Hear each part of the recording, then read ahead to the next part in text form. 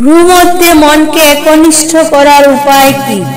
শ্রী শ্রী বাবামণি বললেন, মানসিক উপায় হচ্ছে মনটা দেহের ভিতরে যে অঙ্গে কিংবা দেহের বাহিরে যেখানেই থাক না কেন এনে এনে তাকে ভ্রূমধ্যে সেবী করার নিয়ত অভ্যাস। শারীরিক উপায় হচ্ছে সরল মেরুদণ্ডে বসে স্বাভাবিক শ্বাস প্রশ্বাসে নাম জপ করতে করতে অশ্বিনী মুদ্রা দ্বারা শরীরের নিম্নাংশগত সকল শক্তি ও চেতনাকে মেরুদণ্ডের মধ্য দিয়ে ভ্রূমধ্য পর্যন্ত সঞ্চারিত হচ্ছে বলে অনুভব করার চেষ্টা করা। এটা শারীরিক উপায় হলো। এর মধ্যে ধ্যানশীলতার প্রয়োজনটাও বড় কম নয়।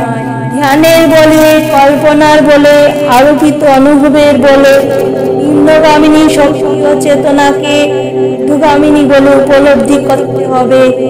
বস্তুপ্রভাব জাত উপায় হচ্ছে উপাসনার সর্বপ্রথমেই ভূমধ্যে একটি শ্বেত চন্দনের বা কর্পূর মিশ্রিত চন্দনের এবং একান্ত অভাবপক্ষে শীতল জলে একটি বিন্দু নিজ অনামিকার সাহায্যে দিয়ে তৎপরে ভূমধ্যে নিত্যমঙ্গল পরমেশ্বরের নিত্যাবস্থান ধ্যান করা।